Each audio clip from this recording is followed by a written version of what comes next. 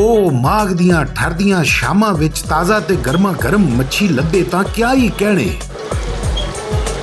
ਸਰਦੀਆਂ ਦੀ ਇਹ ਸੁਗਾਤ ਲਾਹੌਰੀਆਂ ਦੀ ਖਾਸ ਪਸੰਦ ਏ ਤੇ ਸ਼ਾਮੋ ਸ਼ਾਮੀ ਮੱਛੀ ਦੀਆਂ ਦੁਕਾਨਾਂ ਉੱਤੇ ਗਾਹਕਾਂ ਦਾ ਰਸ਼ ਲੱਗਣਾ ਸ਼ੁਰੂ ਹੋ ਜਾਂਦਾ ਹੈ।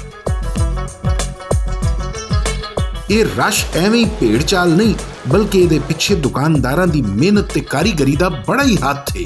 हमारी जो शॉप है ये 1935 से कायम शुदा है। और दूसरी बात यह कि सर जो लोग इधर आते हैं तो हमारे पास तो ये एक मयार के लिए आते हैं, एक मयार के पीछे आते हैं। जो हमारी मछली होती है वो अलग किस्म की होती है और हम बेहतरीन मिसाले और मिसाला जात जो है महंगा तरीन वो इस्तेमाल करता है। हम तैयार करके और फिर तोलते हैं।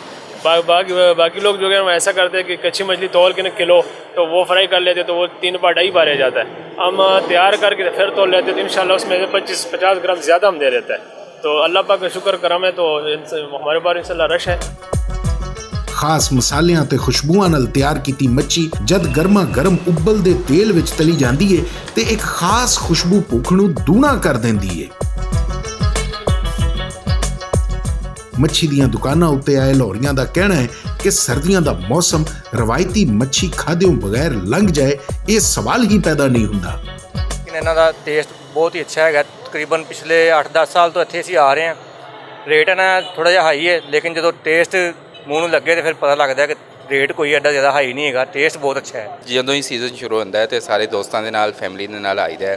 ਇਹਨਾਂ ਦਾ ਟੇਸਟ ਬਹੁਤ ਅੱਛਾ ਹੈ। ਦੂਸਰਾ ਮੱਛਲੀ ਦੇ ਬੇਸ਼ੁਮਾਰ ਫਾਇਦੇ ਨੇ। ਅਸੀਂ ਜੀ ਇਸ ਦੁਕਾਨ ਦੇ ਕੋਈ 10-15 ਸਾਲ ਤੋਂ ਆ ਰਹੇ ਹਾਂ। ਫੈਮਿਲੀ ਨਾਲ ਵੀ ਆਈਦਾ, ਦੋਸਤਾਂ ਯਾਰਾਂ ਬੇਲੀਆਂ ਨਾਲ ਵੀ ਆਉਂਦੇ ਹਾਂ।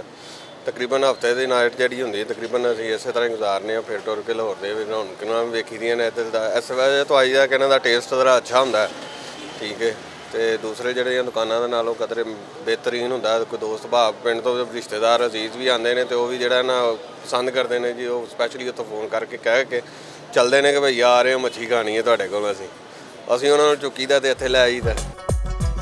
ਮੱਛੀ ਦੀਆਂ ਇਹਨਾਂ ਦੁਕਾਨਾਂ ਉੱਤੇ ਰਸ਼ ਤਾਂ ਖੂਬ ਰਹਿੰਦਾ ਹੈ ਪਰ ਇਹਦੇ ਨਾਲ ਦੁਕਾਨਦਾਰਾਂ ਨੂੰ ਆਪਣਾ ਮਿਆਰ ਵੀ ਸਵੱਲਾ ਰੱਖਣਾ ਪੈਂਦਾ ਹੈ ਕਿਉਂਕਿ ਚੰਗਾ ਚੋਸਾ ਖਾਣ ਵਾਲੇ ਲਾਹੌਰੀਆਂ ਕਦੀ ਵੀ ਮਿਆਰ ਉੱਤੇ ਸਮਝੌਤਾ ਨਹੀਂ ਕੀਤਾ।